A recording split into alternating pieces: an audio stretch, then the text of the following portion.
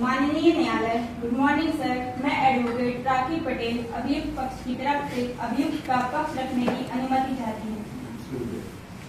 अभियुक्त गण का बचाव है कि फरियादी मोहन उनसे आपसी रंजिश रखता है। वह फरियादी के घर से निकलने वाली नाली के पानी को अपने प्लाट में आने के लिए मना करते हैं।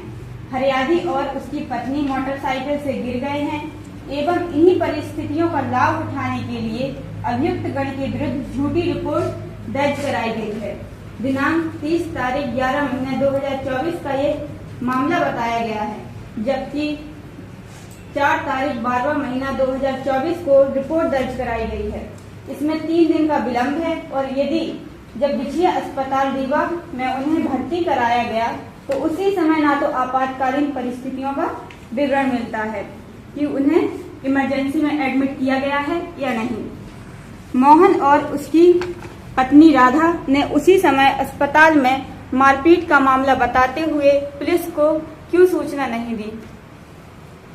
अभियोजन साक्षी मोहन 1, अभियोजन की पत्नी राधा 2, अभियोजन साक्षी मोहन का भाई 3, डॉक्टर पुष्पेंद्र अभियोजन साक्षी 4, अभियोजन साक्षी 5 हेमंत जो है विवेचन अधिकारी। श्रीमान जी फरियादी मोहन अभियोजन साक्षी 1 ने अपने मुख्य परीक्षण में दिनांक 30 तारीख 11 महीना 2024 शाम 7 बजे यह कहा गया था कि वह अपने कार्यालय से घर में आकर आराम कर रहा था, जबकि श्रीमान जी अभियोजन जी का कथन पूर्णतः झूठ है, क्योंकि दिनांक 30 तारीख 11 महीना 2024 को कार्तिक पूर्णिमा गुरु नानक जयंती की छुट्टी थी। मोहन के द्वारा अपने कार्यालय से आने का कोई प्रश्न ही नहीं उठता। फरियादी की पत्नी राधा अभियोजन साक्षी 2 को बिछिया अस्पताल में एमएलसी रिपोर्ट प्राप्त होने पर यह ज्ञात हुआ कि राधा के शरीर में साधारण उपाधियां हुई हैं, परंतु श्रीमान जी यदि राधा को गंभीर उपाधियां कारित नहीं हुई हैं तो उसने अस्पताल में पुलिस को सूचना क्यों नहीं दी। मोहन और उसकी पत्नी राधा दिनांक 4 तारीख 12वां महीना 2024 को रिपोर्ट दर्ज कराई, जबकि मामला 30 तारीख 11 महीना 2024 का था। इसमें 3 दिनों का विलंब देखा गया है, जिससे यह स्पष्ट होता है कि यह सोच विचार करके साजिश की गई है, क्योंकि मोहन ने नई मोटरसाइकिल खरीदी है जिसको वह चलाना नहीं जानता था, जिस कारण से उसे चोट आई है। यह एक सोच समझकर की गई झूठी रिपोर्ट है।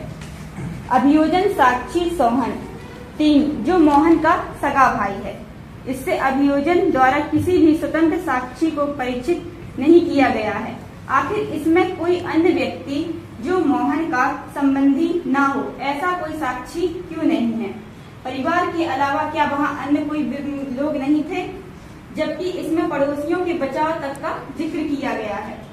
यह घटना किसी अन्य व्यक्ति द्वारा कोई विवरण नहीं किया गया है, जबकि उस समय मोहन के पड़ोसी उस घटना स्थल पर मौजूद थे।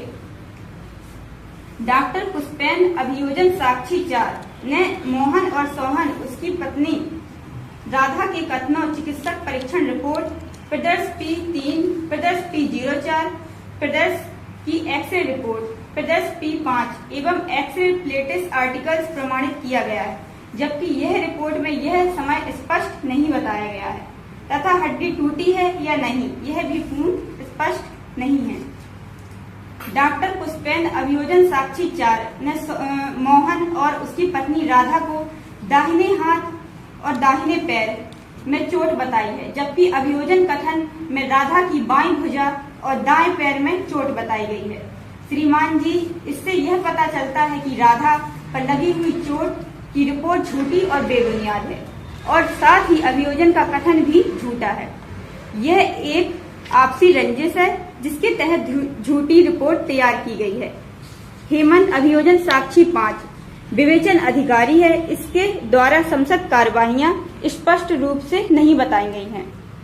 अभियोजन का कथन है कि अभियोजन युक्त गण नरेश जो मोहन एवं रमेश और सुरेश का भी पड़ोसी है, इस परिस्थिति की घटना को पूर्णतः इनकार करता है। अभियुक्तगण ने अपने पक्ष का समर्थन में पड़ोसी नरेश का कथन को अभिकथित किया है कि रमेश के प्लाट के बगल में ही मोहन का घर है एवं मोहन के घर से नाली का पानी रमेश के प्लॉट में ठहरता है, जिससे वह दलदल बना जा रहा है। रमेश और सुरेश पिता और पुत्र हैं, जिसके द्वारा कई बार मोहन से निवेदन किया गया है कि वह यह समुचित व्यवस्था कर लें, किंतु मोहन को स्वयं एक म्युनिसिपल अधिकारी है। रमेश और सुरेश के विरुद्ध झूठी रिपोर्ट दर्ज कर दी। मोहन ने अभी नई मोटरसाइकिल ली है, वह उसे चलाना नहीं जानता और मोटरसाइकिल से वह गिर गया है तथा उसी से उसे चोटें आई हैं। मेडिकल एवं साक्ष्यों के साक्ष्य भिन्नता है। अभियोजन द्वारा किसी स्वतंत्र साक्षी को परीक्षित नहीं किया गया है तथा प्रथम सूचना रिपोर्ट लेख कराए जाने में अस्पष्ट और विलम्ब है। अभियोजन की कथा पूर्णतः झूठी है, क्योंकि दिनांक 30 तारीख 11 महीना 2025 को कार्तिक पूर्णिमा गुरु नानक जयंती की छुट्टी थी। अतः फरियादी के द्वारा अपने कार्यालय से आने का कोई प्रश्न ही नहीं उठता। मोहन की पत्नी राधा ने भी झूठी रिपोर्ट तैयार की गई है, क्योंकि उसे एमएलसी रिपोर्ट में दाईं भुजा और दाएं पैर पर चोट बताई गई है, जबकि अभियोजन ने बाईं भुजा और दाएं पैर पर चोट बताई गई है। श्रीमान जी, भारतीय न्याय संहिता 2023 की धारा 191 की उपधारा 2, 115 की उपधारा 2, 117 की उपधारा 2, 351, 352, 333 के तहत लगाए गए आरोप बेबुनियाद और झूठे हैं। श्रीमान जी से विनम्र निवेदन है, मेरे अभियुक्तगण रमेश और सुरेश पर लगाए गए आरोप झूठे और बेबुनियाद हैं, अतः माननीय न्यायालय उन्हें बाइज्जत बरी करें।